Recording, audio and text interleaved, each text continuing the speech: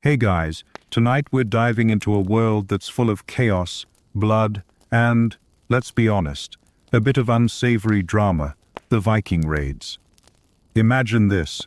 You're living in a cozy little village somewhere in the 8th century, the kind of place where you can hear the soft rustling of trees and the distant calls of birds.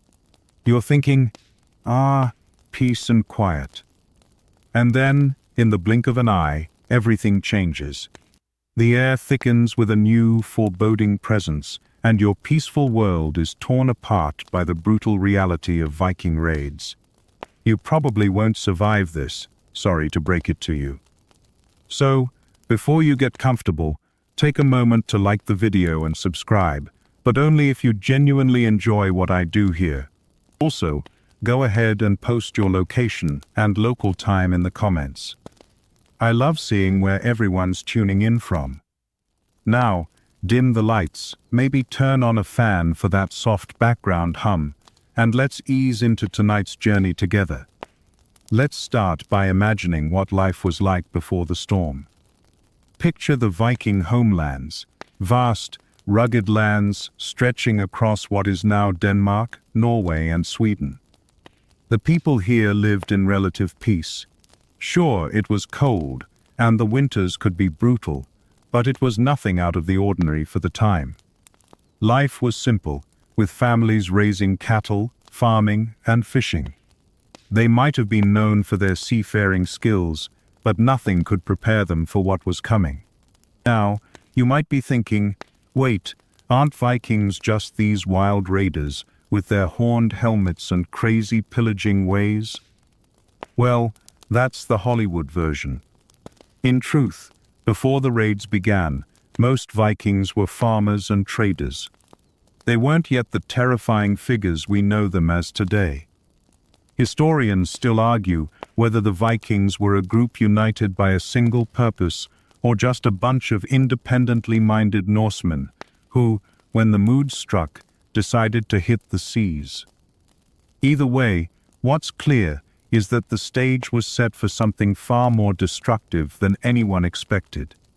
The first hints of a storm came in the mid-8th century, around 793 AD, when a seemingly random event would spark a chain reaction of terror across Europe, the raid on Lindisfarne. But before that, life for the average Viking family was, well, relatively peaceful. You woke up to the sounds of cattle lowing, children laughing, and the soft whir of a spinning wheel. The most you'd worry about was the coming of winter and whether your harvest would last until spring. And then, just as quickly as that, it all changed. A raid wasn't just an ordinary attack, it was an assault that ripped the fabric of everyday life. In a matter of moments, everything you knew and loved could be lost. Ships, like terrifying sea monsters, would appear out of nowhere on the horizon, their sleek, dragon-headed prow cutting through the waters like knives through butter. These ships weren't just practical, they were weapons of psychological warfare. Their speed, maneuverability, and design made them almost impossible to defend against. Imagine standing on the shore, looking out over a peaceful sea, only to see longships with towering masts appearing seemingly from nowhere. And then, within hours, these raiders would hit your village with everything they had. It was all about sudden strikes and overwhelming force, an attack you never saw coming. Historians still debate what exactly sparked the first Viking raids. Some believe it was a shortage of resources in the Viking homelands, pushing them to find new lands to raid. Others think it was the lure of wealth in far-off lands. Whatever the reason, the Vikings were about to change the course of history, one terrifying raid at a time. Now that you've caught a glimpse of what life was like before the storm, let's talk about that first fateful blow. The moment when Europe first tasted the brutal reality of Viking raids. Picture this. It's 793 AD, and the peaceful coastal monastery at Lindisfarne, off the northeast coast of England, is about to be attacked. It seems like a place where nothing could possibly go wrong. The monks, living a life of prayer and study, had no reason to fear. But when those long ships appeared on the horizon, everything would change.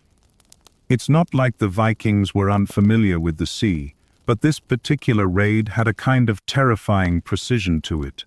Unlike previous groups who had dabbled in sea-based travel, these Vikings were masters of the craft, swift, silent, and deadly. By the time the monks realized what was happening, it was already too late.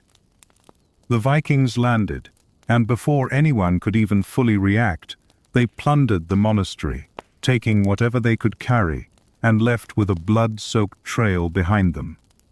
This raid wasn't just a surprise, it was a statement. A message was sent across Europe. The Viking world had arrived. Historians still argue whether the raid was the result of desperation, or if it was part of a deliberate strategy. Some claim it was just a random act of aggression, while others believe the Vikings had been planning this for months. Either way, the cultural shock to the Christian world was palpable. Monasteries like Lindisfarne were considered sacred ground, a safe haven from the violence of the outside world. But the Vikings saw them differently. They weren't holy sanctuaries. They were ripe for the picking, wealthy, defenseless, and poorly protected. And to them, any sign of weakness was a target. But here's the thing.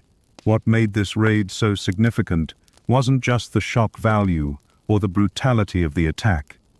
It was the psychological blow that it struck across Europe. For centuries, Christian monks had believed in the inviolability of their monasteries, their sacred mission to protect knowledge and culture. The Vikings shattered that illusion, making it clear that no place was safe. The message was simple but terrifying. Your world is not as safe as you think. No one could be trusted. No place was sacred. And your future? Well, it could be just as easily torn apart as that monastery was. This event set off a domino effect. It wasn't just about Lindisfarne anymore. Word spread fast. The raids were like a creeping shadow that seemed to stretch further every year. Towns, cities, and even the mighty Anglo-Saxon kingdoms began to wonder. Who would be next? Would they be prepared? Could they survive? What's interesting is that despite the shock of the Lindisfarne raid, the Viking raids weren't initially seen as a major threat by everyone. To many in Europe, this was just another case of barbarian tribes raiding for plunder. The Franks had dealt with similar threats in the past, and the Romans had faced even worse. But the sheer ferocity and precision of the Vikings' attacks was something new. The way they struck with lightning speed, took what they wanted, and then disappeared just as quickly. It was unlike anything anyone had ever seen before. Historians still argue over whether the Lindisfarne raid truly marked the beginning of the Viking Age, or whether it was simply the first chapter in an already long story. Some say it was a tipping point, a clear signal that the Viking world was on the rise. Others think it was just the first of many skirmishes that would eventually shape history. Regardless of the debate, what we know for sure is that the raid was a turning point. The peaceful, sleepy monasteries, the towns and villages that once felt safe, were now on edge, vulnerable, and exposed. Of course, the Vikings weren't just about attacking monasteries. That would be a one-trick pony, wouldn't it? No, the raiders were savvy and opportunistic, and they quickly understood that their plundering needed to be more than just about collecting gold and silver. Trade routes were vital. Their raids were more than just random acts of violence. They were carefully calculated strikes aimed at weakening the fabric of society. When the Vikings hit a town, it wasn't just about stealing shiny things, it was about shaking the very foundation of European economies, politics, and trade. The knock-on effects were felt far and wide, and even the mighty kingdoms of the time were no match for these seafaring marauders.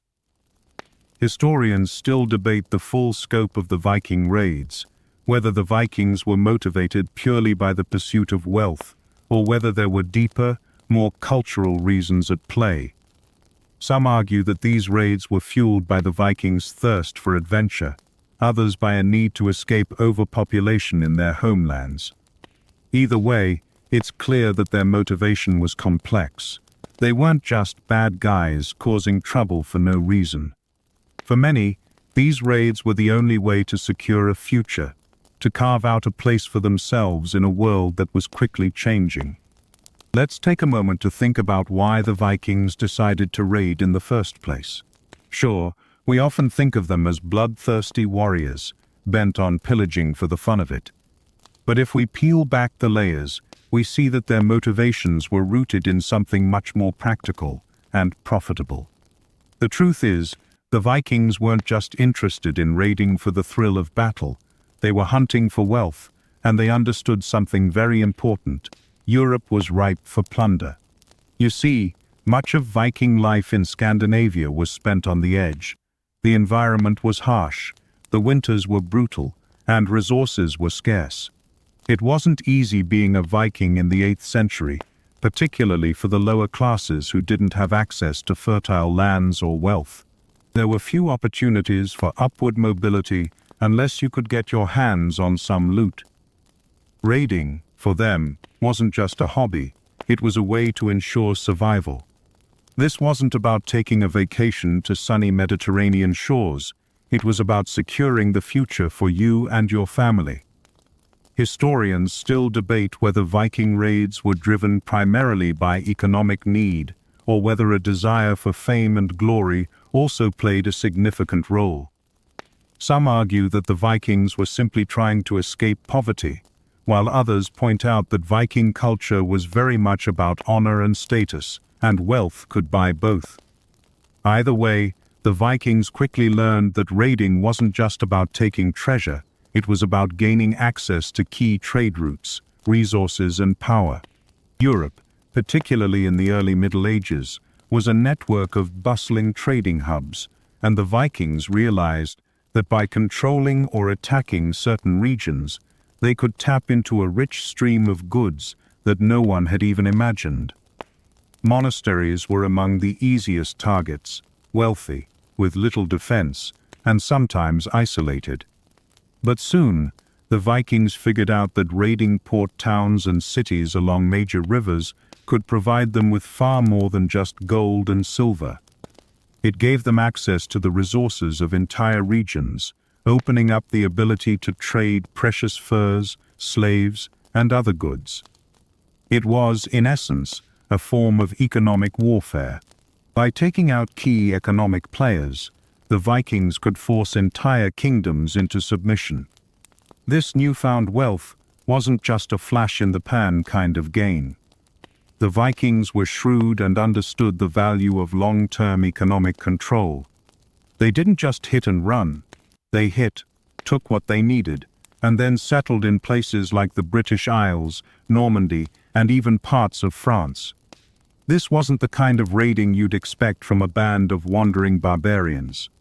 This was a well-planned, ongoing strategy to establish long-term control over key parts of Europe.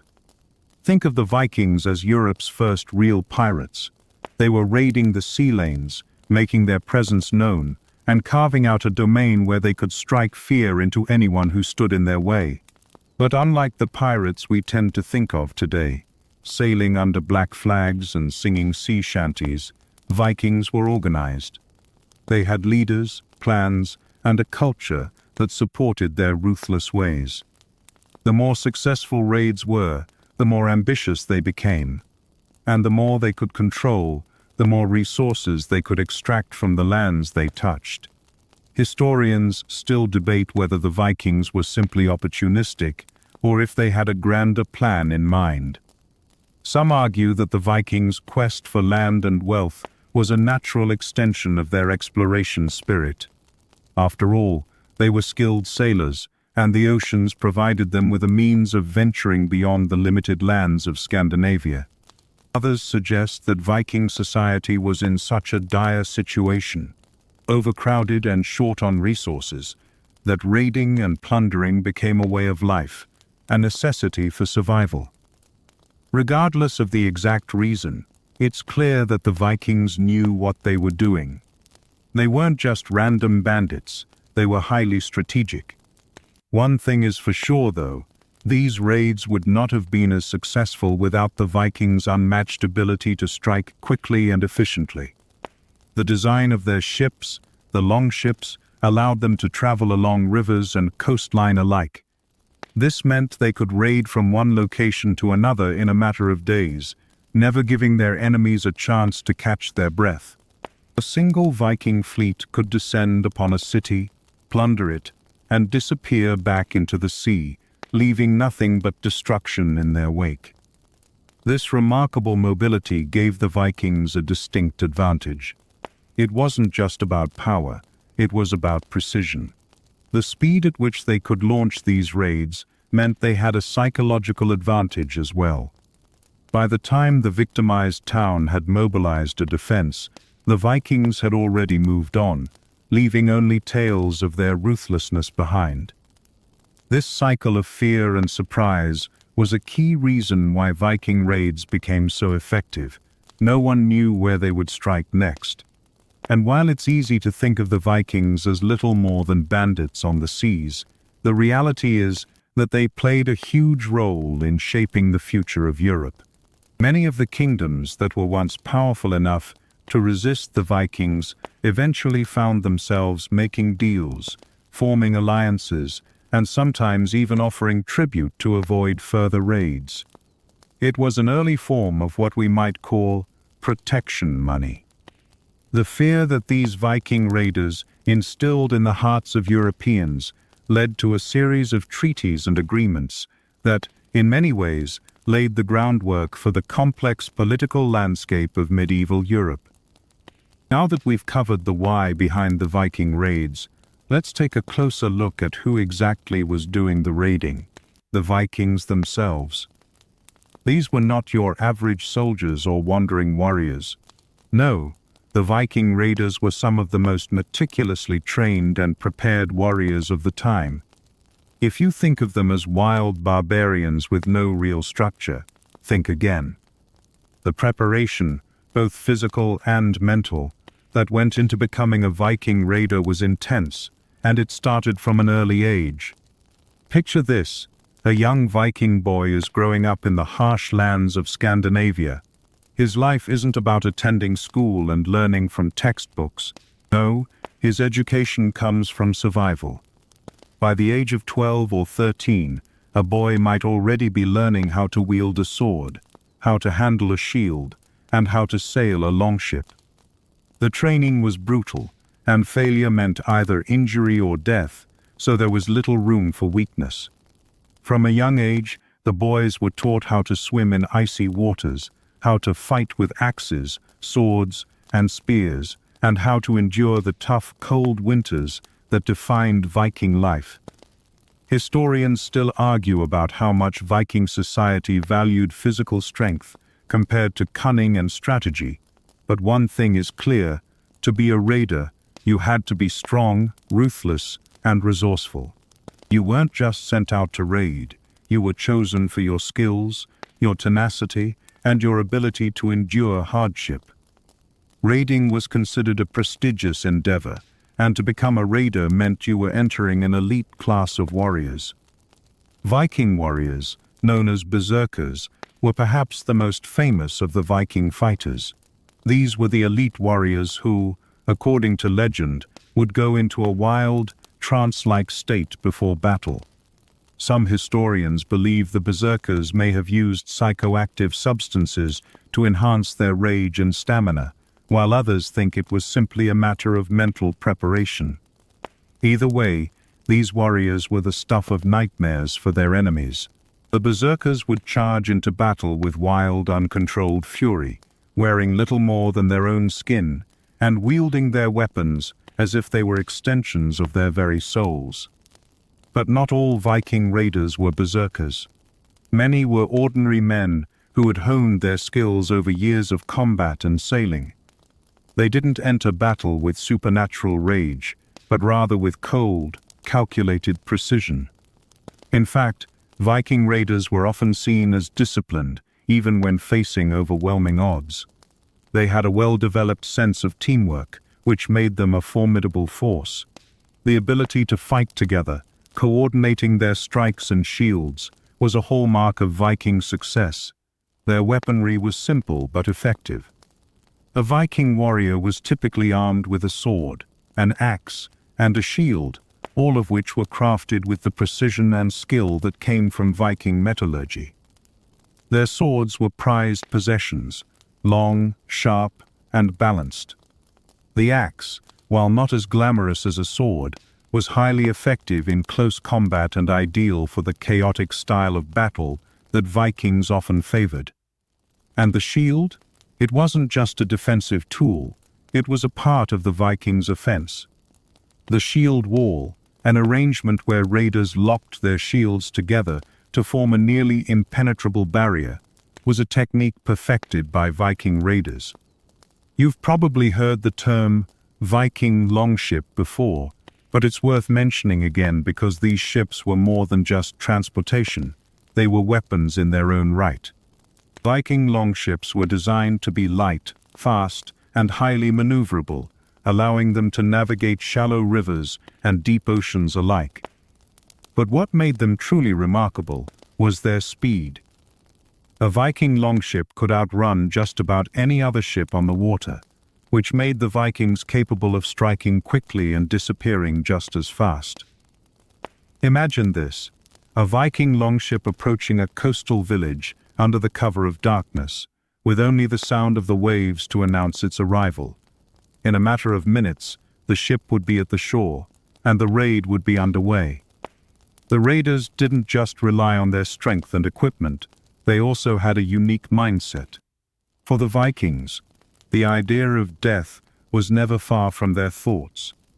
Norse mythology was woven into every aspect of their lives, and it shaped how they approached war. The concept of dying in battle was not something to be feared, it was something to be honored.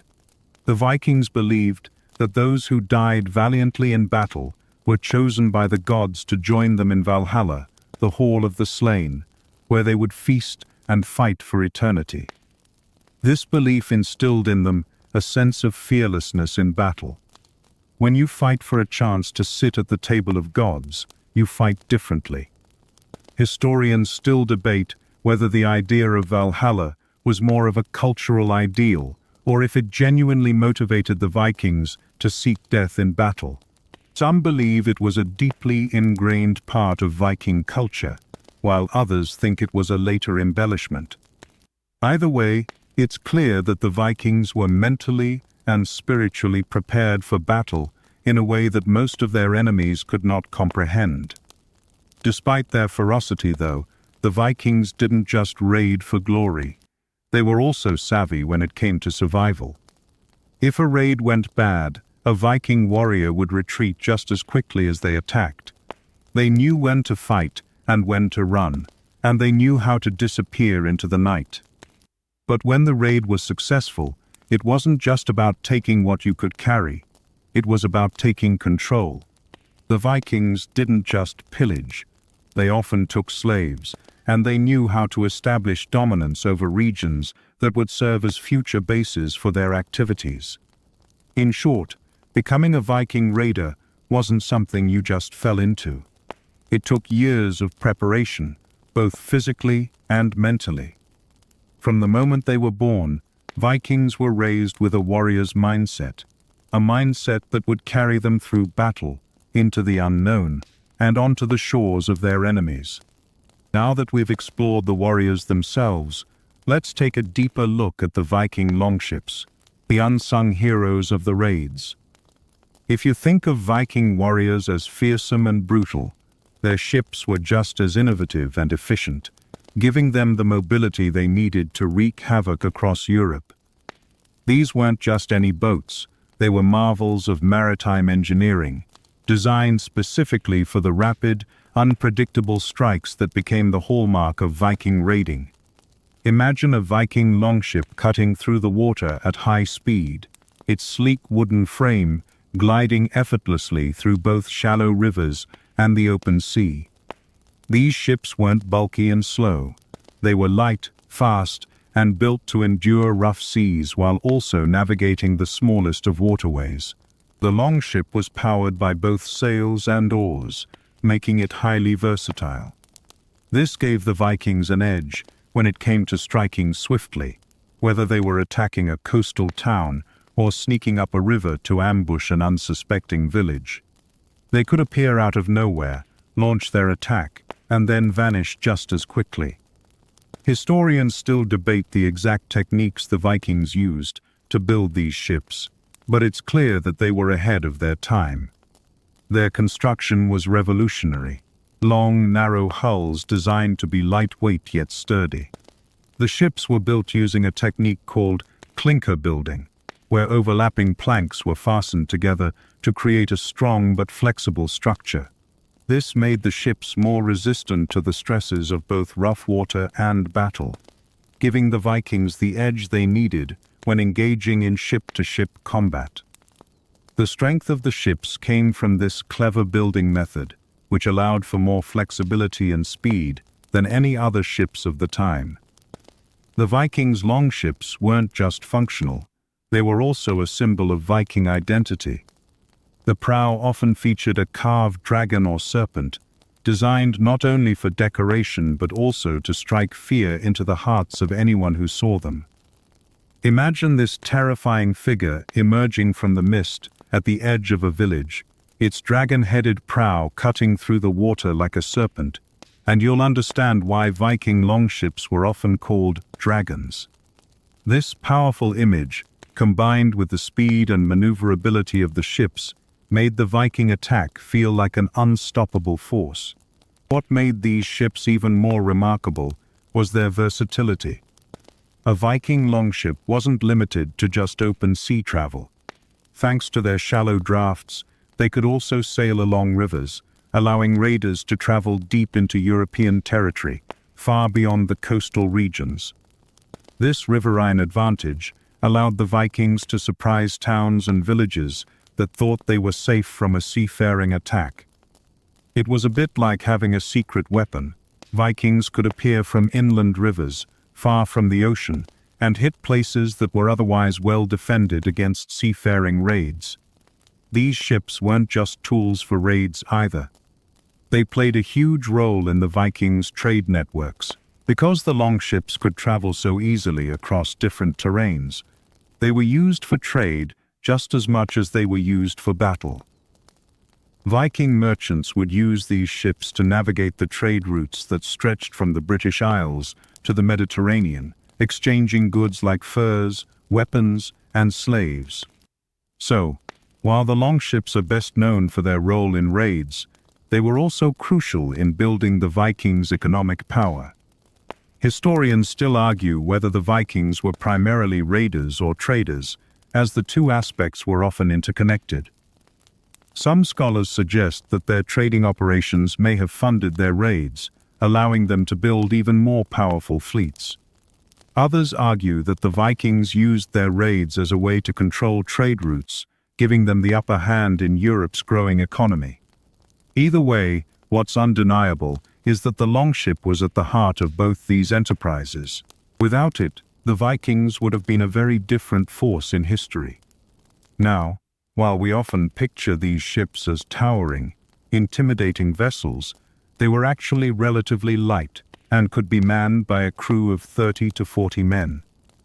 This was a manageable size for a raiding party, allowing for quick strikes without a large, cumbersome force. The smaller crews also meant that Viking raiders could travel lightly, often with minimal supplies, making them faster and harder to track.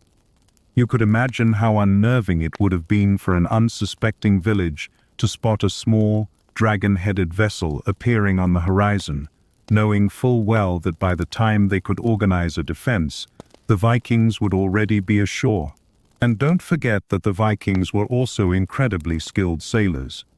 Navigating these waters wasn't as easy as just going with the current. The Vikings were adept at reading the stars, the wind, and the tides, which gave them a level of navigational expertise far beyond many of their contemporaries. It's one of the reasons why the Viking raids were so successful. The raiders knew how to get where they needed to go, and they knew how to do it faster and more efficiently than anyone else. Imagine being one of those sailors, sailing across open waters, the salt air biting at your face, the rhythmic creak of the ship's wood beneath you as you rowed toward your target. The Vikings weren't just warriors, they were explorers, traders, and master sailors. The longships were the key to all of this, and without them, the Viking Age might never have been. Historians still debate whether the Vikings' ability to master the seas played the most crucial role in their success. Some argue that it was their superior weapons and fighting tactics that made them so deadly, while others suggest it was their ability to control the sea that gave them the upper hand. Regardless of which side of the debate you fall on, it's clear that the Viking longship was essential to their rise to power. Without it, the Vikings would have been just another group of raiders, not the legendary empire builders they became. We've talked about the Vikings as fierce warriors, their ships as deadly weapons, and their motivations as rooted in both survival and ambition. But there's one thing that really sets the Vikings apart from other raiders of the time: their target selection. When they set their sights on Lindisfarne, it wasn't just about attacking any old village. They specifically went after a place that, at the time, was considered both a holy sanctuary and a symbol of European Christianity, a monastery. Lindisfarne, with its isolated position on a small island off the northeast coast of England, had been a place of great religious significance for over a century. It was a center of learning, home to monks who preserved manuscripts, educated others, and created artwork that has survived the centuries. But to the Vikings, it was just another target. They didn't care that it was a holy place. To them, it was a gold mine of riches, and it represented the kind of vulnerability they could exploit. When the Vikings arrived at Lindisfarne in 793 AD, they didn't just steal treasure, they desecrated a sacred site, leaving a trail of destruction. The raid wasn't just a plunder of riches, it was an attack on the very foundation of European Christianity. The monks, who had spent their lives in peaceful devotion, were helpless in the face of such brutality. Some were killed, others taken as captives, and the rest were left to try and make sense of the chaos. The monastery's valuable relics, manuscripts, and treasures were hauled off by the raiders, and the once sturdy walls of the monastery were ravaged. Historians still debate the significance of the Lindisfarne raid.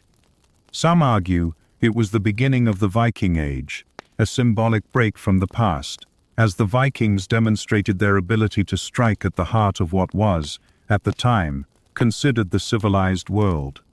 Others suggest that the raid was simply a fortunate incident for the Vikings, and that they were just as likely to have attacked a different site had the opportunity arisen. Either way, the message was clear. No place, not even the holiest of sanctuaries, was beyond their reach. But why target monasteries specifically? It's not like the Vikings were the only ones who could have raided these sacred sites.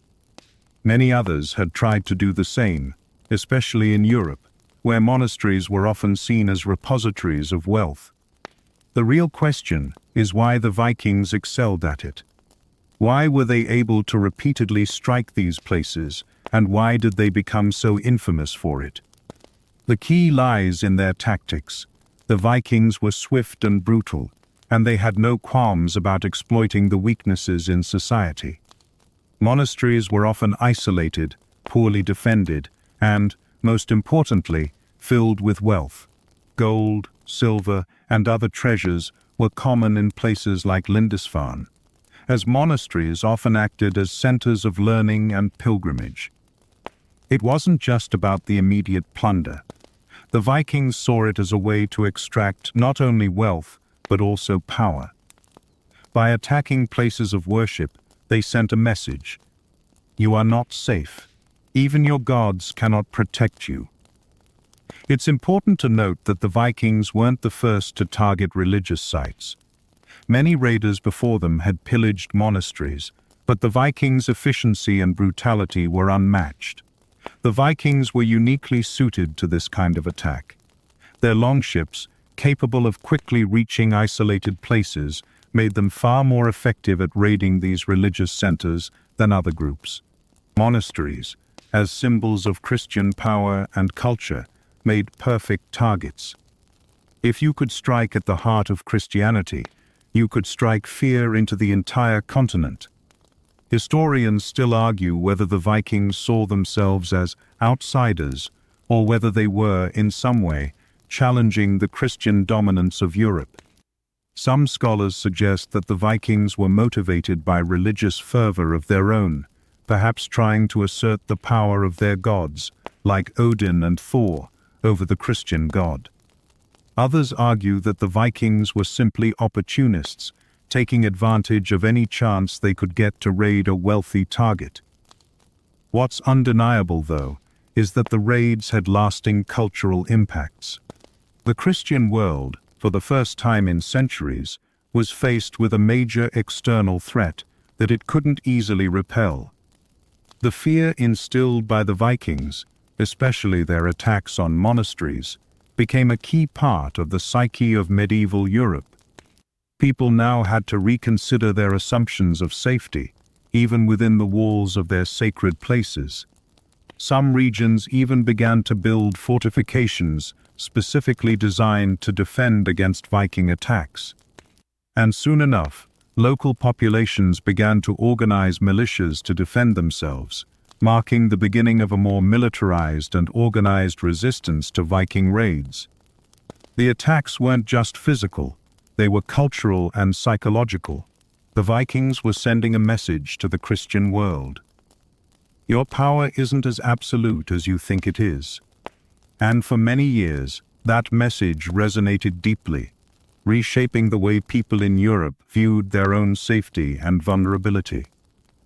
Historians still debate the true impact of these early raids.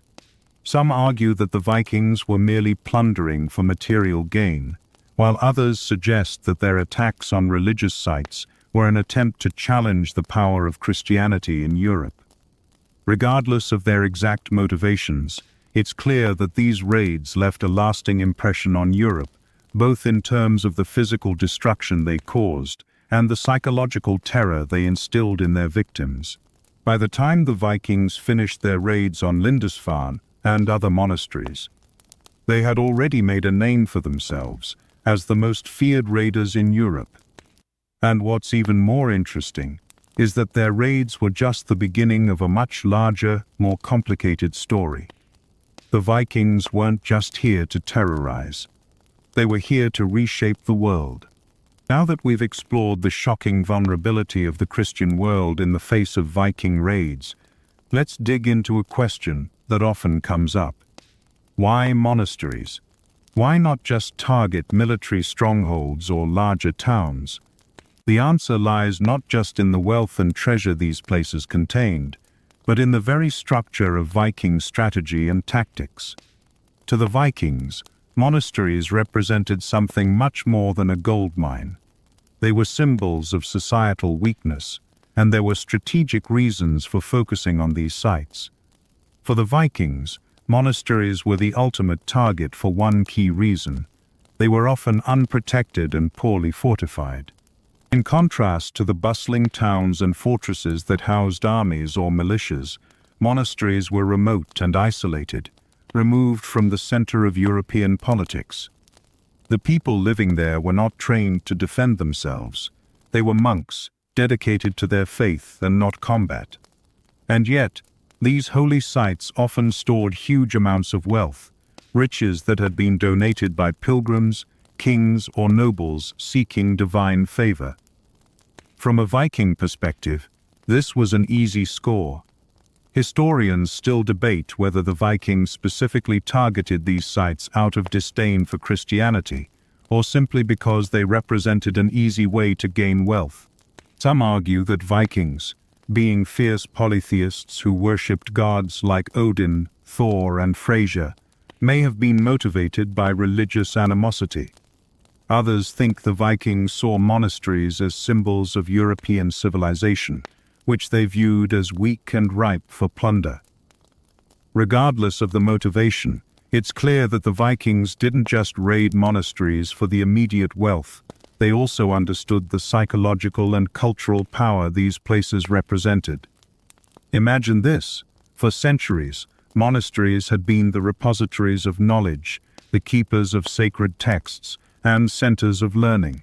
To destroy one was to not just steal gold and silver, but to strike at the heart of the Christian world. It sent a message to Europe's leaders, reminding them that even their most revered institutions were vulnerable. After all, what could be more terrifying to a Christian society than the idea that even their holy places could be desecrated? And that fear wasn't unfounded. Over the course of the Viking Age, these raids didn't just damage the infrastructure of Europe, they had lasting cultural effects.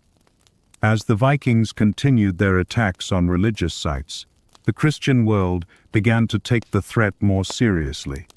It became clear that no place was safe. Towns, cities, and even the most revered cathedrals became potential targets. And with that realization, European monarchs and religious leaders began to reconsider their strategies for protection. In response to these raids, some regions started building stronger fortifications, such as stone walls and castles, around key religious and civilian sites. Some monasteries were even relocated to places that were easier to defend. For example, by the 9th century, many monasteries in France began to build fortified walls and adopt military-style defenses. But the raids didn't stop. The Vikings had already proven their ability to strike at the heart of Christianity, and nothing was safe. Interestingly, some of the Vikings who had initially raided and plundered these sacred sites didn't just stop at looting. They eventually became settlers. The Viking Age saw an increasing number of Norsemen settling down in places they had previously raided, such as the British Isles, Normandy, and even parts of Spain. This was a shift from the traditional Viking raider model. Now, they were planting roots and establishing their own communities, many of which were built on the wealth and resources they had acquired through raids. Historians still argue whether these settlers were simply trying to find new land, or whether they intended to make a cultural statement by integrating into the very civilizations they had once destroyed. Some argue that Viking settlers saw their new lands as opportunities for advancement, where they could build new lives far away from the harsh winters and overcrowded conditions of their homelands. Others suggest that these settlers were motivated by a desire to bring Norse culture to new regions, subtly asserting their influence over the lands they had once raided. By the 9th and 10th centuries, Viking settlers began to form kingdoms of their own, such as the Danelaw in England and the Duchy of Normandy in France. These new kingdoms weren't just political powerhouses. They also played a key role in reshaping European society. The Vikings began to transition from raiders to rulers, and in the process, they influenced everything from language and culture to political structures. This was no longer just a story of ruthless raiders. It was the story of an entire civilization shifting the balance of power in Europe. But let's not forget that even as the Vikings began settling, their raids didn't stop completely. The lure of wealth, territory, and power still called to many Norsemen, and the Viking raids continued to shape European history for centuries. The fear they had instilled in Europe's rulers remained even as they integrated into society. Historians still argue over how much Viking culture truly influenced the regions they settled in. Some claim the Vikings assimilated into local cultures, adopting local customs and languages. Others suggest that they maintained their own distinct identities, blending Norse traditions with those of the local population. But one thing is certain: the Viking influence left a lasting mark, one that would echo through the centuries. While the initial raids were horrific in their brutality, the legacy of the Vikings went far beyond the fear they instilled in Europe's citizens. Over time, they became a key part of the European landscape, influencing the political, economic, and cultural systems in ways that would resonate long after their raids had ceased. Now that we've talked about the initial raids and the significance of monasteries as prime targets, let's shift gears a little and explore how the Vikings' image has been shaped over time. Most of us know the Vikings as these terrifying, bloodthirsty raiders from the past, warriors in horned helmets, screaming as they charge into battle. But is that the full story? The truth is, the Vikings are often portrayed through the lens of their sagas, and those tales, while filled with heroism, also downplay the darker aspects of their raids. In other words, the Vikings we know today are, in some ways, as much a product of myth as they are of history.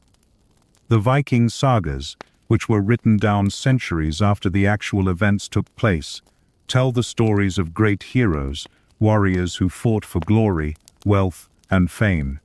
These stories are filled with gods, monsters, and supernatural elements that elevate the Vikings to legendary status. And while these stories are fascinating, they often gloss over the more brutal and mundane realities of Viking raids, focusing instead on battles, conquests, and heroism. In the sagas, Viking warriors are often portrayed as noble figures, deserving of their spoils and glory. Historians still debate the degree to which the sagas are historically accurate. Some suggest that the sagas were designed to elevate the status of Viking leaders, turning them into semi-divine figures. Others believe that the sagas are largely based on real events, but with a heavy dose of mythologizing. What is clear, however, is that the Viking Age, as we know it today, is heavily influenced by these stories. The heroic image of the Viking warrior, as a fearless and noble fighter, has become ingrained in modern culture, thanks in large part to the sagas. But here's the thing: while the sagas painted the Vikings as noble warriors, the reality was far more complicated. The Viking raids were, in many ways, acts of calculated violence and terror. These weren't just small skirmishes or battles for honor. These were full-fledged attacks designed to terrorize and destabilize entire regions. The Vikings didn't just plunder for gold and silver. They also took slaves, ransacked towns, and left entire communities in ruins. Yet, this aspect of the Vikings is often glossed over in the tales of glory. Modern interpretations of the Vikings, especially in popular culture, have also leaned heavily into the heroic warrior image. Films, TV shows, and books tend to focus on the Viking warriors' strength and bravery, often romanticizing their way of life. The Vikings are shown as powerful, unstoppable forces who conquer everything in their path. It's an image that's hard to shake off once it's been embedded in the popular imagination. But what gets lost in this portrayal is the brutality of the raids. The Vikings were, without question, skilled warriors, but they were also ruthless in their pursuit of wealth and power. They didn't show mercy to their enemies, and they didn't hesitate to use violence as a means of achieving their goals. When a Viking raid struck a village, it wasn't just about fighting. It was about terrorizing and dismantling entire communities. The destruction was often complete. Houses were burned, crops destroyed, and people killed or enslaved. Yet, in the sagas and in modern portrayals, much of this devastation is overshadowed by the glory of the warriors who carried it out. Historians still argue whether the Vikings were seen as saviors or destroyers by the communities they encountered. Some suggest that the Vikings were viewed with a certain level of respect by their neighbors, especially once they began to settle and integrate into the societies they had once raided. Others argue that the sheer terror they instilled during their raids overshadowed any potential positive aspects of Viking culture. Regardless, what's undeniable is that the Vikings' reputation was shaped by the very violence that allowed them to establish their influence across Europe. It's also important to note that the Viking raids weren't just about destroying everything in sight. The Vikings were also master traders and diplomats. As they settled in places like Normandy and the British Isles, they began to adopt local customs, intermarry with local populations, and establish political alliances. Over time, many Viking leaders, like Rollo, the founder of Normandy, transitioned from raiders to rulers. This blending of cultures helped shape the medieval landscape of Europe, and many Viking-descended rulers played a crucial role in the development of European kingdoms. Historians still debate the extent to which the Vikings assimilated into the societies they had once raided. Some argue that the Vikings, especially those who settled in places like England and France, became thoroughly integrated into local cultures, adopting new languages, customs, and political systems. Others believe that the Vikings maintained their distinct Norse identity, even as they ruled over lands they had once terrorized. What is clear is that the Vikings didn't just leave destruction in their wake. They also left behind a legacy that reshaped Europe in significant ways. And let's not forget about the Viking influence on language. Many modern European languages, especially in the British Isles, still carry the marks of Viking settlement. Words like sky, egg, and anger all have Old Norse roots. The Vikings didn't just bring violence and terror to Europe, they also left their linguistic mark on the places they settled, further embedding their culture into the fabric of European society. So, while the sagas and modern portrayals of the Vikings often focus on their heroism and strength, the reality is far more complex. The Vikings were both creators and destroyers, traders and raiders, conquerors and settlers. Their raids had lasting consequences, both on the people they encountered and on the course of European history. And while they are often romanticized as unstoppable warriors, it's important to remember that the Vikings' rise to power was built on both their military might and their ability to adapt and assimilate into the societies they once sought to conquer. Having explored the Viking image shaped by sagas and popular culture, let's now turn to a fascinating aspect of Viking life that often gets overshadowed by their raids and violence: their belief system. Norse mythology and the Vikings' relationship with their gods weren't just something they thought about on Sundays.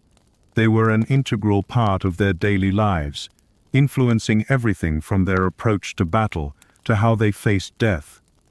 The gods of the Viking pantheon were not just distant deities who controlled the world from afar. To the Vikings, gods like Odin, Thor, and Freyr were real, present forces who could shape their fate, and in many ways, their worldview revolved around the idea that every action they took was in service to these gods. First, let's take a closer look at the god Odin, the All-Father. Odin wasn't just the ruler of the gods, he was the god of war, wisdom, and death. Vikings believed that Odin had sacrificed an eye in exchange for wisdom, a story that resonated deeply with warriors. This idea of sacrificing something important to gain power or knowledge was central to Viking beliefs. To a Viking raider, going into battle wasn't just about fighting for wealth or glory. It was about proving your worth to Odin. Dying in battle was seen as a great honor, and it was believed that those who died bravely would be chosen by Odin to join him in Valhalla, the great hall where they would feast and fight for eternity. This belief didn't just motivate Vikings to fight harder, it gave them a sense of purpose in the face of death.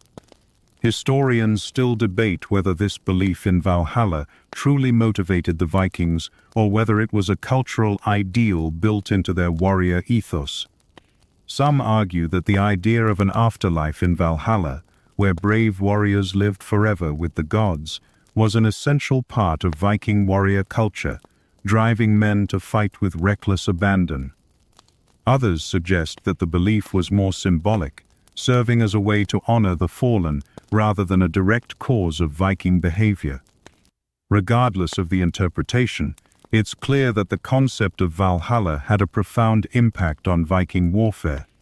The fear of death was diminished by the belief that dying in battle meant eternal glory. Then there's Thor, the hammer-wielding god of thunder and protector of mankind. Thor was a popular god among the Vikings, and his strength and bravery were ideals that many raiders aspired to. Thor wasn't just about war. He was also associated with fertility and agriculture, making him a god who represented the balance between destruction and creation. The Vikings would have believed that Thor's protection helped them in battle and ensured that they would be victorious in their raids. Thor's hammer, Mjolnir, was seen as a symbol of strength, and many Viking warriors wore small replicas of the hammer as amulets, believing that it would give them strength and protect them from harm. While Odin and Thor were the most prominent gods, Norse mythology also featured a host of other deities who influenced Viking behavior and daily life. Freyja, the goddess of love, beauty, and fertility, was worshipped by Vikings for her power over life and death. She was associated with the Valkyries, the warrior maidens who chose which soldiers would die in battle and which would be taken to Valhalla. The Valkyries, in particular, played a significant role in Viking lore. They were the bridge between the world of the living and the afterlife, and the idea of being chosen by a Valkyrie to join the gods in Valhalla was a powerful motivator for Viking warriors. Historians still argue whether the Vikings were solely driven by religious beliefs when they raided, or whether economic and social factors played a bigger role. Some suggest that religion was a secondary motivator, with the primary drive being the need for wealth, land, and power. Others argue that the Vikings' religious beliefs were so deeply ingrained in their culture that they were essential to their way of life, even influencing their decisions to raid and conquer. Either way, it's clear that Norse mythology was an integral part of Viking identity, shaping how they lived, fought, and died. The Vikings' relationship with their gods wasn't confined to the battlefield either. Their religious beliefs permeated every aspect of their daily lives, from the way they approached farming and trade to the way they dealt with death. Rituals and sacrifices were a key part of Viking religion. For example, it was common for Vikings to offer sacrifices to their gods before embarking on a raid. They might offer food, animals, or even human sacrifices to gain favor and protection from the gods. These sacrifices were seen as a way to ensure success in battle and to honor the gods who protected them. It's important to note that Viking religion wasn't a centralized system like Christianity. There was no single church or priesthood overseeing Viking worship. Instead, religious practices were decentralized and based on local customs. Each Viking community had its own rituals, shrines, and sacred places, often dedicated to specific gods or goddesses. The Vikings also held large communal feasts to honor their gods, during which they would drink mead, tell stories of past warriors, and celebrate their victories. These feasts were as much about reinforcing social bonds as they were about religious devotion. Historians still debate the extent to which Viking religion influenced their raids. Some argue that the Vikings were so deeply committed to their gods that they believed their success in battle was divinely ordained. Others suggest that the Vikings used their religious beliefs more as a cultural tool to justify their actions, whether those actions were violent raids or peaceful trade. What is clear, however, is that religion played a central role in Viking life, giving their raids a sense of purpose and spiritual significance. The Viking gods, with their complex personalities and powerful roles in both life and death, provided the spiritual foundation for Viking warriors. It was through their gods that the Vikings found courage, strength, and purpose in their raids and in their eventual settlements. As the Viking Age drew to a close, the transition to Christianity would mark the end of the old ways, but the legacy of the Norse gods would live on in the cultural fabric of Europe. Now that we've explored the Vikings' spiritual foundation, let's shift our focus to something just as important in understanding their raids: fear. Not just the fear they instilled in others, but the role that fear played in Viking warfare. The Vikings didn't just rely on brute strength and superior weaponry. They also understood the power of terror. Fear was one of their greatest weapons, and they wielded it with frightening precision. Imagine the scenario. It's a quiet morning in a coastal village, perhaps in France or the British Isles. The fishermen are setting out for the day, and the townspeople are going about their business, unaware of the looming threat. And then, as if from nowhere, a fleet of longships appears on the horizon. The speed at which they can arrive, attack, and vanish is staggering. The sight of these ships, often adorned with dragon heads or other intimidating carvings, would send a wave of panic through the town. Villages were typically poorly defended, with no standing army to fend off invaders. The people living there would have known that the moment those longships arrived, it was only a matter of time before their lives were upended. Historians still debate just how much fear was a conscious strategy for the Vikings, but it's clear that the very nature of their raids was designed to instill terror. The element of surprise was key, but so was the psychological aspect of their attacks. By striking quickly and ruthlessly, the Vikings created a sense of impending doom that lingered long after they left.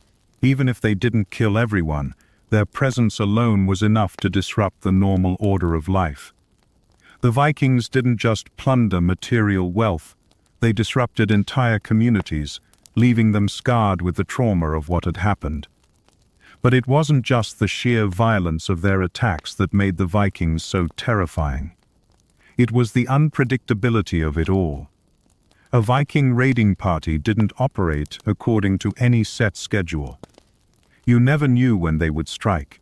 One day, everything would seem fine, and the next, you might find your village burning, your family taken as slaves, or worse. The unpredictability of Viking raids made it even harder to defend against them. Communities, who had no way of anticipating when the Vikings would come, were constantly on edge. Historians still argue over how much terror played a role in Viking strategy. Some suggest that fear was the Vikings' primary weapon, and that the raids were intended not just for material gain, but to send a message of dominance. Others argue that the raids were more pragmatic, a means of acquiring wealth and resources. But it's difficult to ignore the psychological effect they had. Whether or not they intended to terrify, they succeeded in doing so, and that fear became part of their legacy. This fear was reinforced by the way Vikings conducted their raids. They often hit at the most vulnerable times, when towns were least prepared.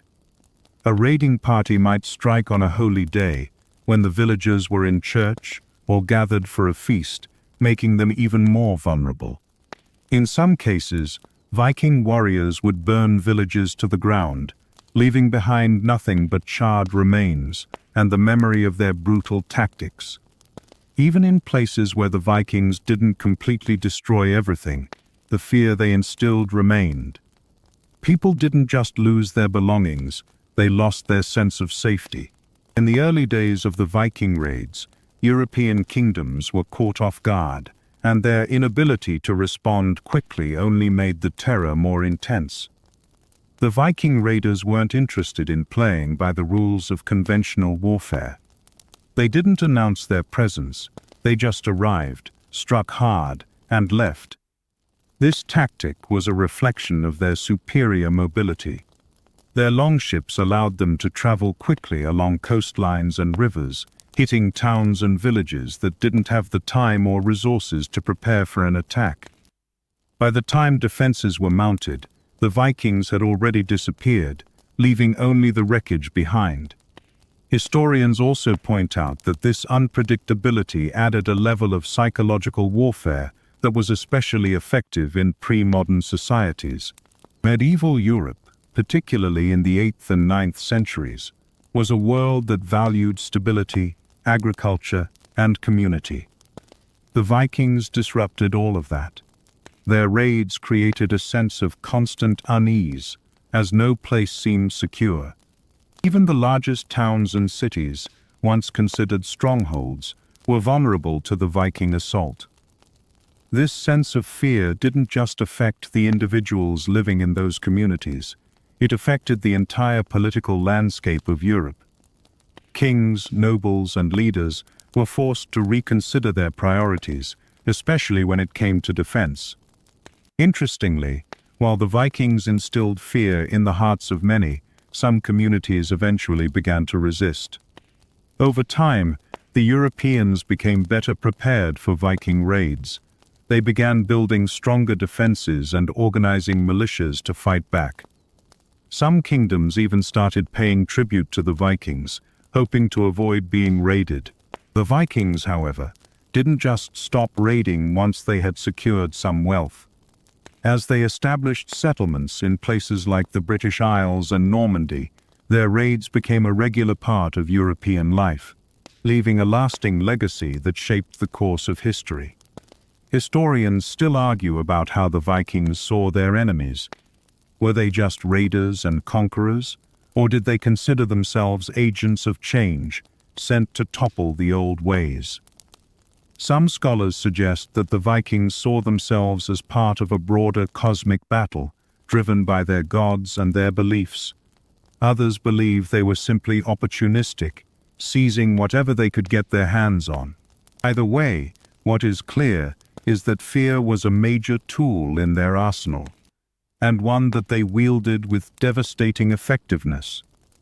The Vikings' legacy of terror was not confined to the people they raided. Even centuries later, their reputation would precede them.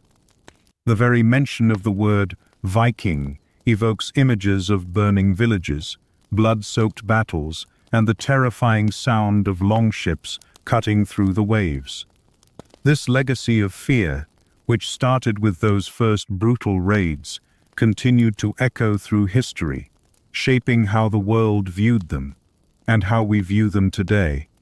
Now that we've touched on the psychological warfare the Vikings waged with their raids, let's move on to how Europe began to react to these seemingly unstoppable forces. The initial response to Viking raids was, understandably, confusion and panic. After all, no one had really seen anything like this before. These were not traditional battles between rival kingdoms or skirmishes between local warlords. These were full-fledged, fast, and brutal assaults on unsuspecting villages, monasteries, and even towns that prided themselves on their fortifications. The sheer speed and efficiency of the Vikings' raids forced Europe to adapt quickly, and this marked the beginning of resistance. At first, the reaction was fragmented. Since Viking raids targeted such a wide range of areas, there was no unified response from the European kingdoms. Each kingdom or region had to fend for itself, often scrambling to defend what it could. Local militias were raised, though many were untrained, unarmed, and poorly equipped to face such a sophisticated foe. These ad hoc defenses were often overwhelmed, and the Vikings would quickly disappear before a proper counterattack could be mounted. The raiders understood the importance of retreating once their goal had been achieved, which made it even harder for the Europeans to launch effective reprisals. Historians still debate whether Europe's initial response to the Viking raids was simply a matter of poor coordination, or whether the kingdoms were unprepared for the scale of the threat. Some scholars argue that the concept of a unified defense against Viking raiders didn't exist at the time. Europe was still a patchwork of feudal kingdoms and principalities, each with its own agenda. Others suggest that European leaders underestimated the Vikings, seeing them as nothing more than a passing nuisance until it was too late. But as the raids continued and the Vikings began to establish footholds in various parts of Europe, the response started to become more organized. Monarchs and local lords realized that to truly fight the Vikings, they needed to unite. This led to the formation of more formalized defenses. Fortifications were built, cities began to fortify themselves with walls, and the first real defense strategies started to take shape. These fortifications weren't just about protecting wealth or land, they were about survival. Entire populations in vulnerable regions were mobilized, and military leaders began to strategize more effectively against the Viking threat. One of the earliest examples of this shift came in the 9th century when the Franks, under King Charles the Bald, began to establish defenses against Viking raids. He built a series of fortresses along the riverways, particularly along the Seine, where Viking longships had been able to navigate easily. This wasn't just about stopping the Vikings in their tracks, it was about slowing their progress and creating choke points that would make their raids more difficult to execute. These fortifications represented a new phase in Europe's response to the Viking threat. It wasn't enough to simply fight back. The kingdoms needed to control the land and waterways the Vikings used to strike. But even with these new fortifications, Viking raids continued. However, Europe was beginning to turn the tide. As Viking raids became more frequent and widespread, Europeans began to adapt their military strategies, improving their defenses and training soldiers. Local militias, while still far from professional, were better equipped and better organized, and they started to form alliances with each other in order to fight the common Viking enemy. Even the clergy, who had initially been the most vulnerable, began to organize. Monasteries that had once been easy targets for raiders began to build walls and stockpile weapons, hoping to deter future attacks. Historians still argue about the effectiveness of these early defenses. Some believe the fortifications were more symbolic than practical, built to instill confidence rather than provide real protection.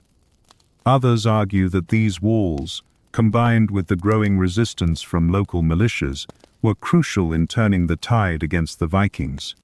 What's undeniable, however, is that the Vikings began to face stronger resistance as the 9th and 10th centuries wore on.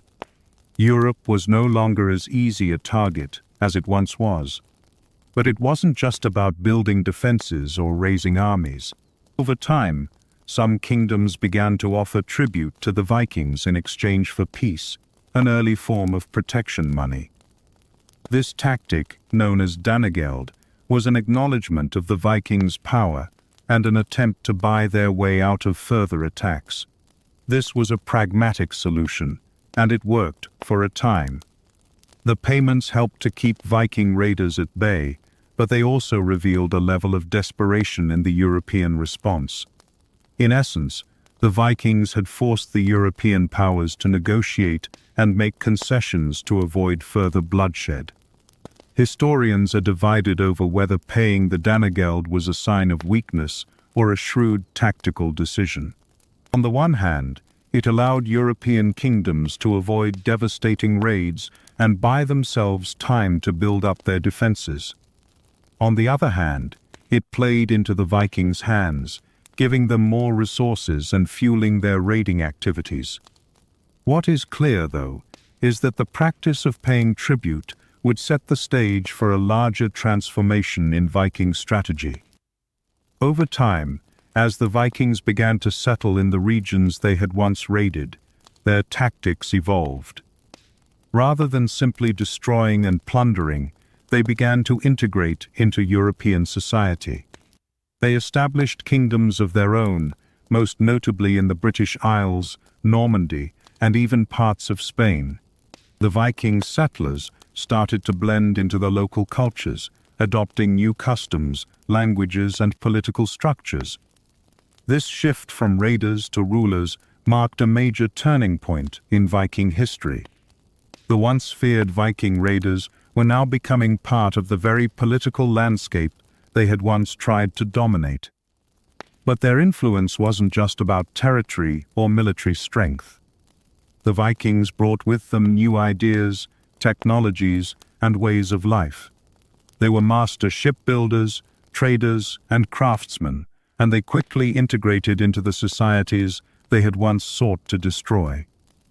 As a result, Viking rule brought about cultural exchange and innovation.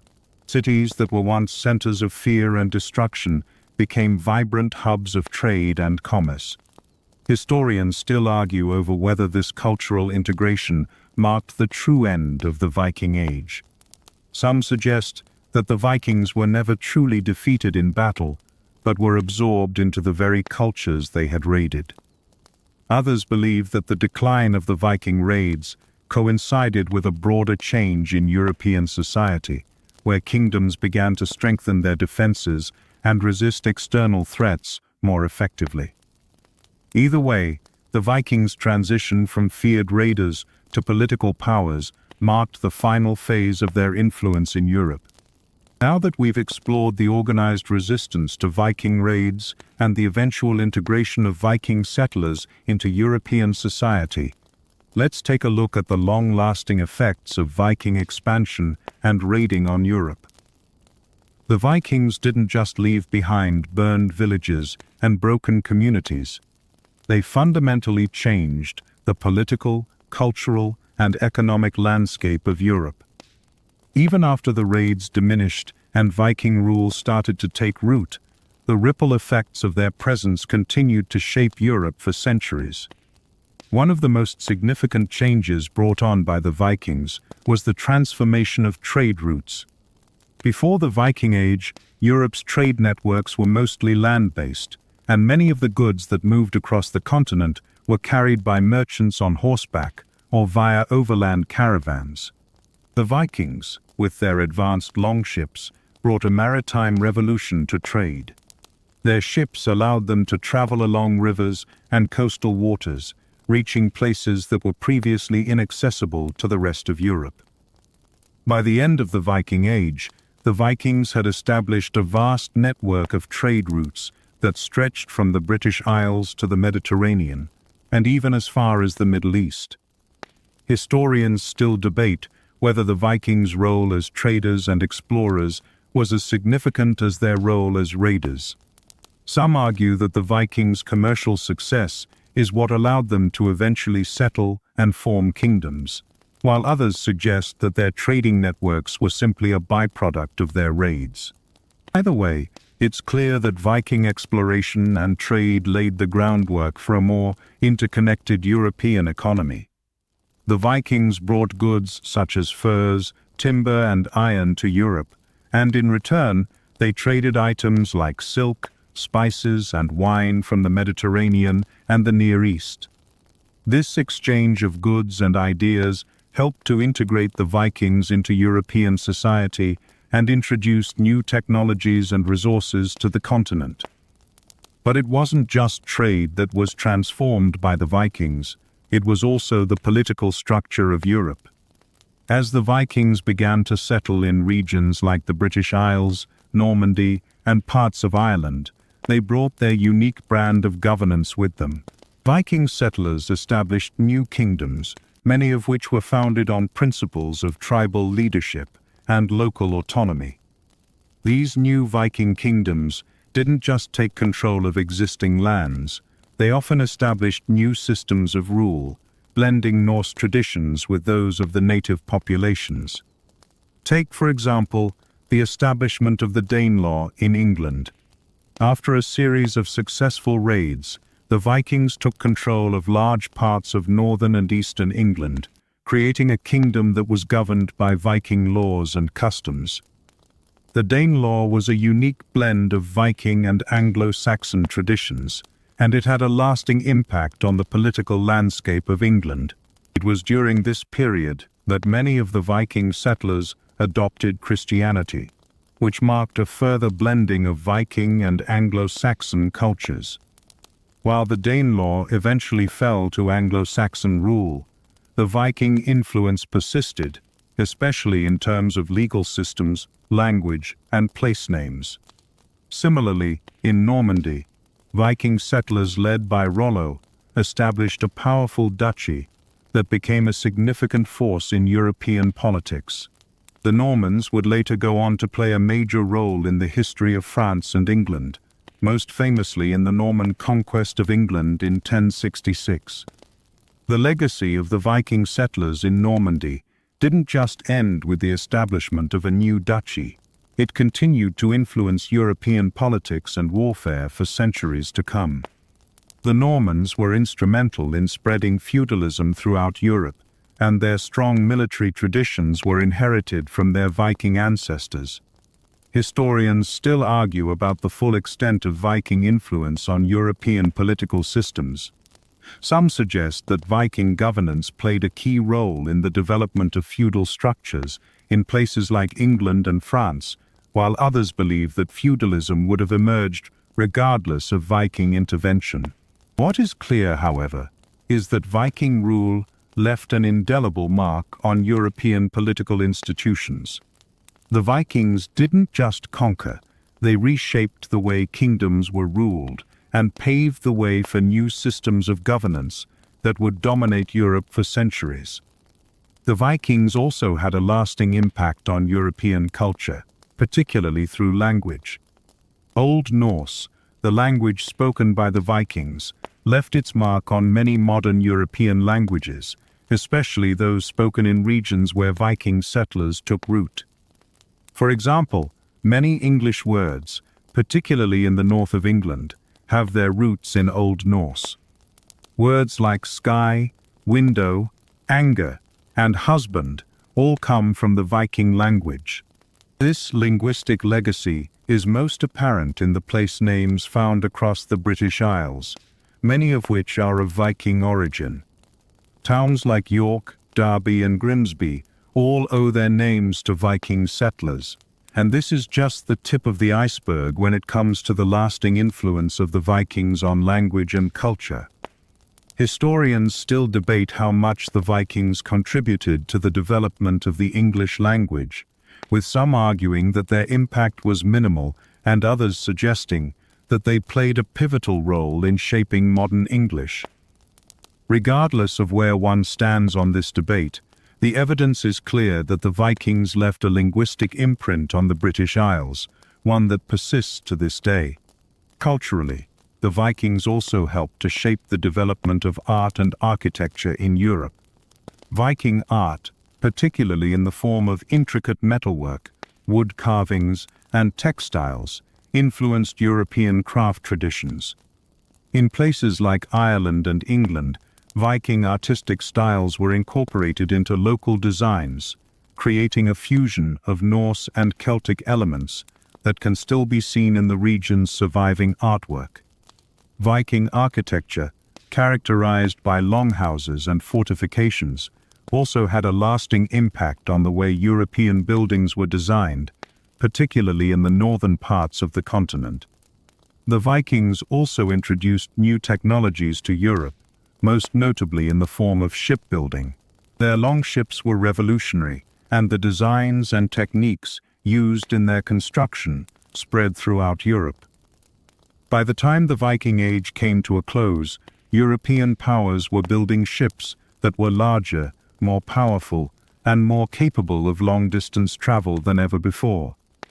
This technological advancement played a key role in the Age of Exploration, as European nations began to explore and trade with new lands across the globe. In short, the Vikings didn't just raid and conquer, they transformed Europe in profound ways. Their influence stretched far beyond their violent raids, leaving a legacy that shaped everything from trade and politics to language, culture, and technology. While the Viking Age may have come to an end, the impact of the Vikings remains an integral part of European history. As we move forward, let's talk about the gradual decline of the Viking raids and the causes behind it. By the 10th century, the Viking Age was beginning to come to an end, but it wasn't because Europe had suddenly grown stronger. Instead, the factors that had made Viking raids so successful, such as the raiders' exceptional mobility and the element of surprise, were slowly diminishing. The same Europe that had once been caught off guard now found itself better prepared, more united, and more resilient in the face of external threats. So what exactly led to the end of the Viking raids? One key reason for the decline was the increasing resistance from European kingdoms. Over time, as the Vikings began to settle in various parts of Europe, local populations started to understand the true nature of Viking warfare. The element of surprise, once the hallmark of Viking raids, was becoming less effective. As European kingdoms developed stronger and more organized militaries, it became harder for Viking raiders to strike unopposed. These stronger defenses meant that raiders could no longer come and go as they pleased. In many cases, the Vikings were forced to fight pitched battles, which, while not an unfamiliar task, ultimately wore down the efficiency of their raids. The shift from raiders to settlers played a significant role in the decline of Viking raids as well. As the Vikings established colonies, such as in the British Isles, Normandy, and parts of Russia, their focus began to change. The demands of establishing and governing a kingdom or settlement were vastly different from the raiding lifestyle. The Vikings, who had once thrived on the violence and unpredictability of raids, now found themselves trying to secure and maintain their newly established territories. For many of them, the days of raiding were replaced by the more mundane, and often politically complicated, affairs of ruling over their settlements. Historians still debate whether the Vikings intentionally shifted their focus from raiding to settlement, or whether this was simply a consequence of the changing circumstances in their homelands. Some argue that the Vikings' migration patterns were driven by necessity. Perhaps a population boom or a lack of resources in their homeland forced them to seek new lands. Others suggest that the Vikings were motivated by the promise of wealth and status through the establishment of kingdoms and settlements. Either way, it's clear that the change in focus contributed to the cessation of large-scale raids. Another contributing factor to the decline of Viking raids was the rise of Christianity throughout Europe. The conversion of Viking chieftains and warriors to Christianity had a significant impact on their actions and motivations. The transition to Christianity wasn't an overnight process, but over time, many Vikings began to abandon their Old Norse gods in favor of the Christian God. Once the Vikings started settling in Christian territories, they began to assimilate into the local cultures, adopting Christianity in the process. This religious shift had a major impact on Viking society. Christianity, with its emphasis on peace, charity, and community, directly contradicted the warlike, often brutal, nature of Viking culture. As the Vikings embraced Christianity, the motivation to raid for glory, plunder, and honor in the eyes of their gods started to fade. The spiritual focus of the Viking Age began to shift, and with it, the violent and unpredictable raids that had defined it. Many historians argue that the conversion of the Vikings to Christianity marked the symbolic end of the Viking Age, a transition from the gods of war and glory to a more peaceful, Christian worldview. Interestingly, some scholars argue that the Viking raids also declined because the local communities that had once been easy targets were now better equipped to defend themselves. European kingdoms, recognizing the threat the Vikings posed, began to form stronger alliances and defense strategies. By the 10th century, many of these kingdoms had invested in stronger fortifications, better armies, and advanced military tactics. The idea of raiding a fortified city with a professional army waiting inside was far less appealing than the quick, relatively unchallenged raids of earlier years. But the decline of Viking raids wasn't just about military resistance. It also had a lot to do with changes in the Viking economy. As Vikings began to settle, they found themselves dependent on agriculture, trade, and local politics, rather than simply looting and plundering. The old ways of raiding and pillaging for wealth became less viable as their communities developed more sustainable economies. Vikings were no longer living off the land as they had in their earlier, more nomadic days, with the focus shifting toward farming, governance, and trade. The motivations for raiding began to lose their appeal. The Viking Age also began to fade because the once dominant Viking threat had become more fragmented. By the late 10th century, Viking settlements were scattered across Europe, and their political unity started to break down. Various Viking kingdoms began to fragment into smaller independent regions, each with its own leaders and agendas. Without a unified Viking force, the raids became more sporadic and less organized, which diminished their impact. This fragmentation eventually led to the loss of Viking power and influence. As the Viking Age wound down, many of the Viking settlements began to assimilate into the local cultures and societies they had once raided. Norse culture became more integrated with Christian European culture, and the old Viking ways were slowly absorbed into the broader European identity.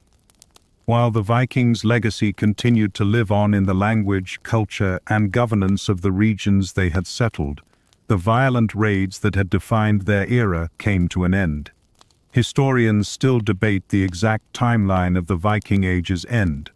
Some suggest that the raids petered out gradually as Viking society transitioned into a more settled way of life, while others point to specific events, such as the conversion of Viking chieftains or the formation of powerful kingdoms, as key moments in the decline. Either way, it's clear that by the early 11th century, the Viking raids were a thing of the past, and the Vikings themselves had transitioned into a more complex, integrated role in European society. As the Viking Age came to a close, Europe was left to reflect on the profound changes that the raiders had brought. The once feared Vikings, who had struck terror into the hearts of communities across the continent, were no longer the aggressive invaders they had once been. The legacy of the Viking raids, however, remained indelible. Even though their raids had ended, the Vikings had already reshaped Europe in ways that would echo for centuries to come. One of the most significant aspects of this transformation was the Viking impact on the cultural and political landscape of Europe. While the Viking Age might have ended with the decline of large-scale raids, the integration of Viking settlers into European society continued. The Vikings, who had established settlements, particularly in regions like Normandy, Ireland, and England, had become a powerful force. These settlements weren't just colonies. They were incubators for political and cultural change. The Vikings brought with them their customs, languages, and governance systems, which blended with those of the native populations, creating new hybrid identities. For example, the Norsemen who settled in Normandy, led by the Viking chieftain Rollo, eventually became French-speaking Normans. The Normans would go on to play a major role in the history of both France and England, culminating in the famous Norman conquest of England. In this way, the Vikings, who had once been raiders, became key players in shaping European medieval history, as they infused the political and military structures of their new homes with their Norse heritage. Similarly, The Viking presence in Ireland and Scotland left a lasting legacy. The Vikings who settled in these regions established important trading hubs, such as Dublin, which became a key city in medieval Ireland. The blending of Viking and Gaelic cultures contributed to the rich tapestry of Irish and Scottish history, where Norse influences can still be seen today in place names, language, and even the genetic makeup of the populations. Historians still argue about how deeply Viking culture infiltrated the societies they settled in. Some suggest that the Vikings quickly assimilated into the local cultures, adopting Christianity, local languages, and customs. Others argue that the Norsemen maintained their distinct identity, especially in the early years of settlement, creating unique hybrid cultures that bridged the gap between the old Viking ways and the new European norms. Either way, the Viking settlements left a permanent mark on the cultural and political development of Europe. Another significant aspect of Viking influence was their impact on European legal systems. Viking societies had a strong tradition of law and governance, known as thing, a system of local assemblies where free men could meet to discuss laws, disputes, and community affairs. When Vikings settled in regions like Normandy, they brought this system with them. Over time, the thing would evolve into more formalized legal systems, influencing the development of European law. In England, the Danelaw, the Viking-controlled region, implemented its own legal customs, which eventually merged with Anglo-Saxon law. Some historians argue that the Vikings played a key role in shaping the legal frameworks of medieval Europe, laying the groundwork for the development of modern European legal systems. Even the Vikings' approach to warfare had a lasting influence. While their raids were often brutal and devastating, the military techniques they employed, particularly their use of cavalry and their strategic understanding of terrain, had a lasting impact on European warfare. The Vikings were masters of guerrilla tactics, striking quickly and decisively before disappearing into the landscape. This style of warfare would go on to influence later military strategies, particularly during the medieval period, as European armies began to incorporate more flexible and mobile tactics into their own repertoires. Historians continue to debate whether the Vikings were the sole influencers of European military strategies, or if their techniques were simply a natural evolution of existing warrior cultures. Regardless, it's clear that the Vikings brought a new approach to warfare that helped shape the way battles were fought in Europe for centuries. The decline of Viking raids also marked the end of an era of fear and uncertainty for much of Europe. As the Vikings settled and integrated into European society, they became more of a stabilizing force than a disruptive one. The once terrifying raiders were now part of the political and social fabric of Europe.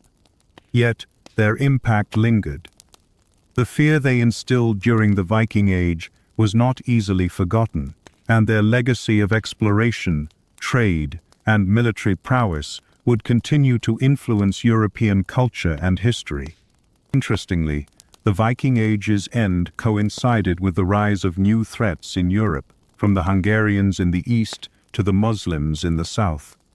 These new invaders forced Europe to adapt once again, and in doing so, they helped to solidify the feudal systems and fortified structures that would define medieval Europe. The Vikings had helped lay the groundwork for the political and military systems that would dominate Europe for centuries, even if their raids had stopped. Historians still debate whether the end of the Viking raids was truly the end of Viking influence in Europe, or whether the Viking spirit simply evolved into new forms. Some argue that the Vikings' legacy lives on in the institutions, languages, and cultures they helped shape.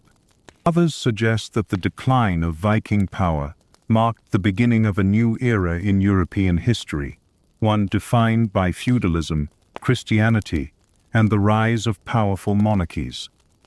Either way, the Viking Age had ended, but the echoes of their raids, settlements, and influence continued to resonate across Europe.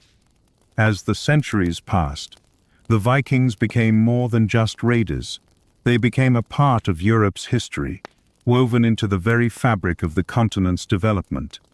And though their violent, unpredictable raids may have ceased, the Vikings' impact on Europe, and indeed the world, remains undeniable.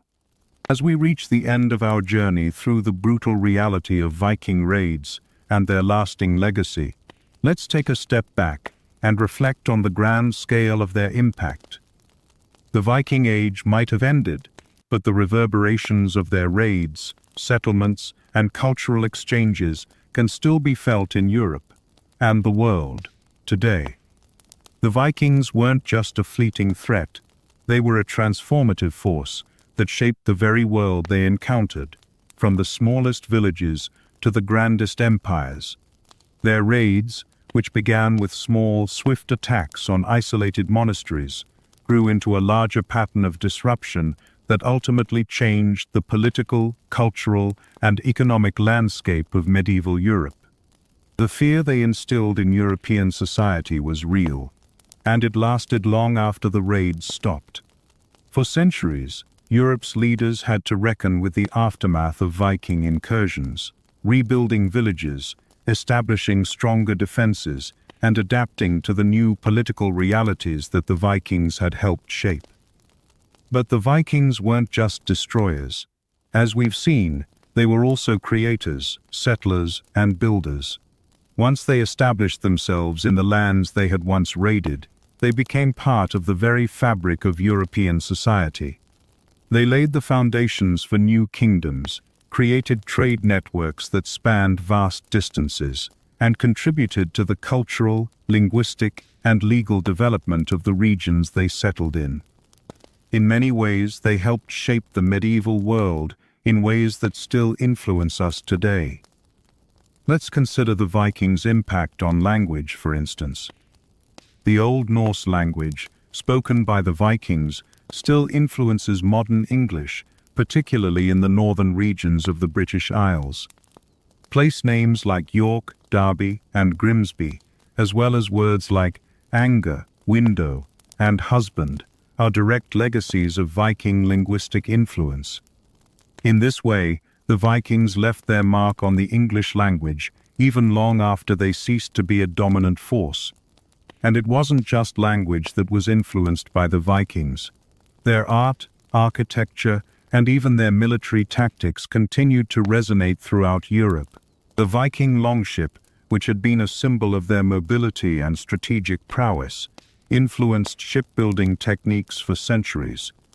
Their raiding tactics, rapid, unpredictable, and often devastating, left a legacy in military strategy that would shape European warfare for generations.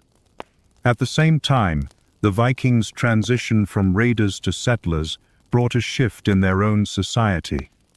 As they began to adopt Christianity and integrate into the societies they had once plundered, they became part of the broader European cultural fabric. Their fusion with local cultures created a unique blend of Norse, Christian, and local traditions. The Viking spirit, once defined by raids and plunder, was slowly transformed into something new. A people who had left their mark on history, not just through their violence but through their lasting contributions to European civilization. And let's not forget the psychological impact of the Viking Age. While the Viking raids may have ended, the fear and the sense of vulnerability they instilled in European societies persisted. Even today, the image of the Viking raider, clad in furs, brandishing a sword, and charging into battle, is a potent symbol of the unpredictability of history. The Vikings remind us that even the most established civilizations can be toppled by sudden, unforeseen forces, but they also show us that cultures are resilient, capable of adapting and evolving in the face of adversity. Historians still argue about the Vikings' true legacy, whether they were primarily raiders, traders, explorers, or settlers. Some focus on the destruction they wrought, while others highlight their role as agents of cultural exchange and political change. What is clear, however, is that the Viking Age was a pivotal moment in European history, one that marked the end of the early medieval period and helped to lay the groundwork for the Middle Ages. The Vikings were not just invaders, they were change-makers, shaping the Europe we know today. In the centuries that followed the Viking Age, their influence would continue to be felt in the places they had settled. From Normandy to Russia, the Viking descended peoples played key roles in the development of European nations, shaping the political and cultural landscape of the continent. Even the stories of the Vikings, captured in sagas, myths, and later historical accounts, have endured, inspiring generations with tales of adventure, bravery, and conquest. So, as we bring this journey to a close, it's clear that the Vikings were far more than the bloodthirsty raiders we often think of. They were a complex, multifaceted people whose legacy continues to shape the world in ways we may not always recognize. Their raids may have ended, but their contributions to European history and culture are still very much alive. Now, take a deep breath. The shadows of the Viking Age may have long faded, but their story, woven into the fabric of history, endures. We've traveled through a world of fear, terror, and destruction, but we've also witnessed the rise of new societies, cultures, and ideas. And in that, we find the enduring legacy of the Vikings, not just as raiders, but as creators of a new world.